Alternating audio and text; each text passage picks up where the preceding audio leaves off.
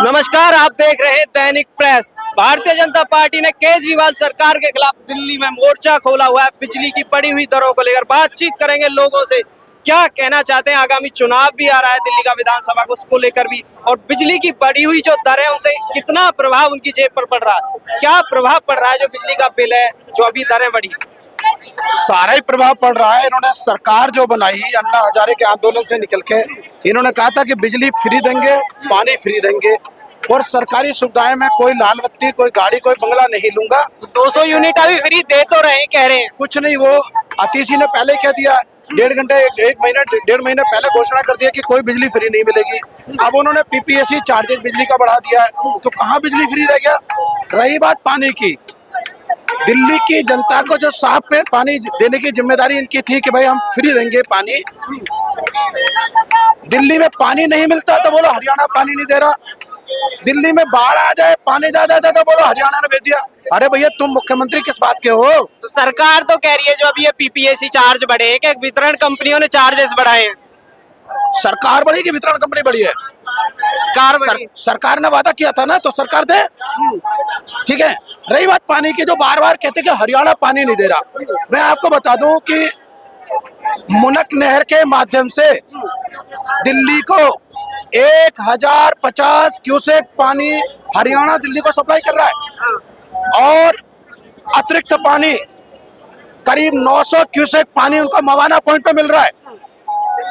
बावजूद उसके कि जब मुनक नहर का निर्माण हो रहा था, उस शर्त के मुताबिक दिल्ली सरकार ने हरियाणा को 124 करोड़ रुपए मुनक नहर के निर्माण का देना था, जो आज तक नहीं दिया है।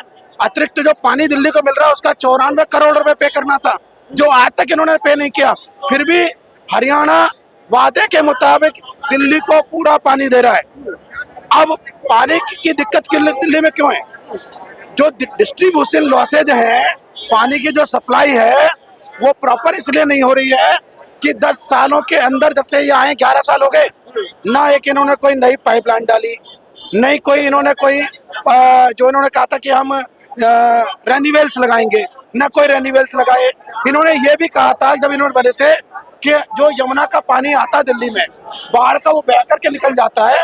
यमुना के किनारे बड़े बड़े हम पक्के तालाब, टैंक बनाएंगे, पानी उनमें स्टोर करेंगे और उसको ट्रीट करके दिल्ली के सब जनता को देंगे। वो भी इन्होंने नहीं किया। आम आदमी पार्टी वाले तो आरोप लगाते रहते हैं कि लीकेज कर देते हैं भारतीय जनता पार्टी वाले दिल्ली को प्यासा मारने के। आदमी पार्टी का मतलब है ABCD party. A for advertisement party, B for blame party, C for credit party, ठीक है, और D फॉर ड्रामेबाज पार्टी। ये ABCD पार्टी है। वो आरोप लगाए, अरे भाई डिस्ट्रीब्यूशन लॉस है, अगर पानी की पाइपलाइन कहीं टूट रही है, पानी बेकार बह रहा है, वो सरकार का दिल्ली का जल बोर्ड दिल्ली के मुख्यमंत्री के पास है, वो कौन करेगा भाई। दूसरा, आम आदमी जो पार्टी है, अली बाबा 40 चोर की पार्टी है। दिल्ली में ये कहते हैं कि हमने दिल्ली में शिक्षा मॉडल, अभी कल न्यूज चल रही थी, भाई काय का शिक्षा मॉडल है तुम्हारा। कितने 50 हजार बच्चे फेल हुए हैं, उनको आपने टीचरों को जबरदस्ती बोलकर पास कराया। कहते हैं पूरे देश में, क्या दुनिया में हमारा शिक्षा मॉडल सबसे अच्छा है आम आदमी पार्टी। तो काय का शिक्षा मॉडल है। जब सत्ता में आए, इन्होंने कहा कि मैं दिल्ली में 500 विद्यालय बनाऊंगा। मैं दावे के साथ कहता हूँ, दिल्ली में एक नए विद्यालय की कहीं नींव नहीं रखी गई। उन्होंने कहा 20 डिग्री कॉलेज बनाऊंगा, एक डिग्री कॉलेज की कहीं नींव नहीं रखी गई। उन्होंने कहा 20 अस्पताल बनाऊंगा, एक अस्पताल के नाम पर कहीं कोई एक ईंट नहीं लगाया। दिल्ली के अंदर अस्पतालों में दवाइयां नहीं है, एक नए डॉक्टर की भर्ती नहीं करी, एक नए नर्स की हमने भर्ती नहीं करी। पिछले दिनों आम आदमी पार्टी के जो क्लिनिक है उसमें बड़ा घोटाला सामने आया, टेस्टों में बड़ा घोटाला किया इन्होंने।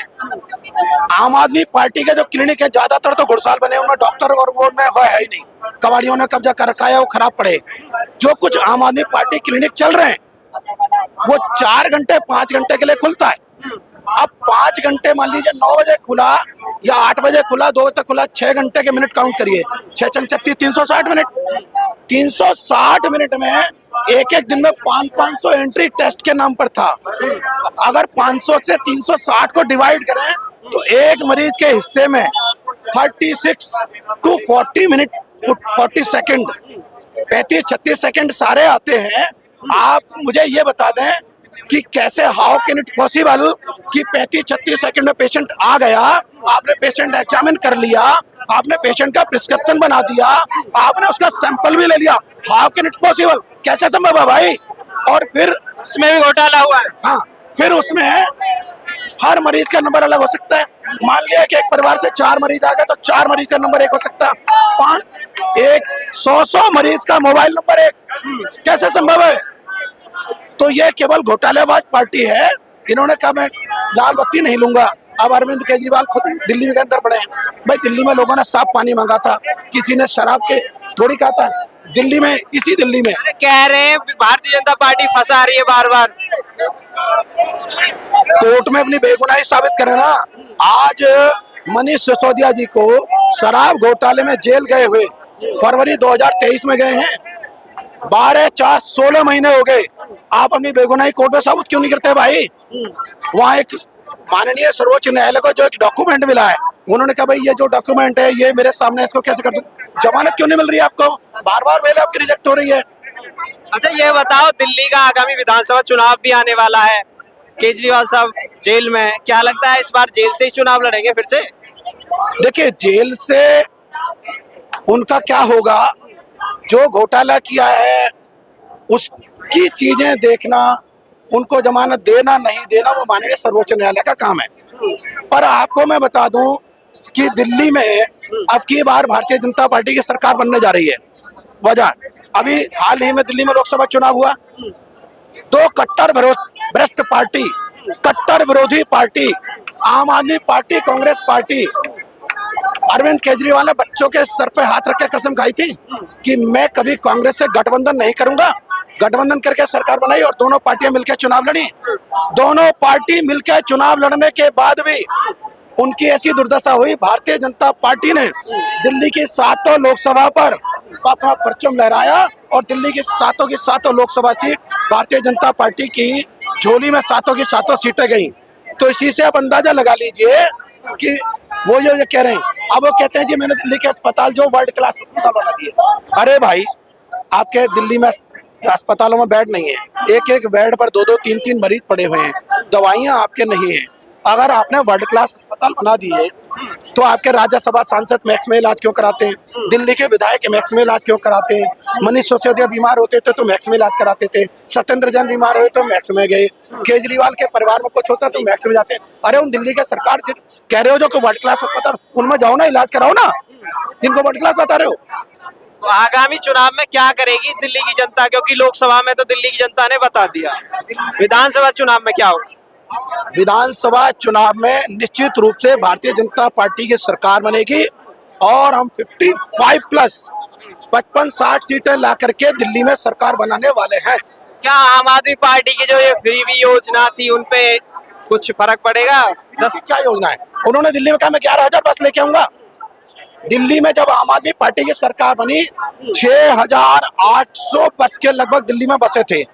आज वो कंडम होते होते मुश्किल से 1,000-1,200 बचे, 1,200 बसें बची हैं, वो भी मार्च 2025 में वो खत्म हो जाएंगी। बसें आपकी ओवरएज हो गई हैं, चलते चलते सड़क पर उन पर आग लग जाती है। नई बसें ऐड नहीं कर रहे? नई बसें ऐड नहीं कर रहे क्या? दिल्ली में जो आप नई बसें देख रहे हैं, 1,500 नई बसें, वो देश के यशस्वी प्रधानमंत्री आदरणीय श्री नरेंद्र मोदी जी ने फेम 1, फेम 2, फेम 3 योजना में दिल्ली को दी है, जो जीरो स्मोक वाली बसें चल रही है। केजरीवाल ने उस पर भी अपनी फोटो लगा दी। अरे भैया इसमें क्या है? इस पे लिखा हुआ भारी उद्योग मंत्रालय भारत सरकार, इसमें क्या योगदान है भाई आपका? सेंटर की जो योजना, सेंटर जो दे रहा है दिल्ली को, उनपे केजरीवाल सरकार अपना वो कर रही है।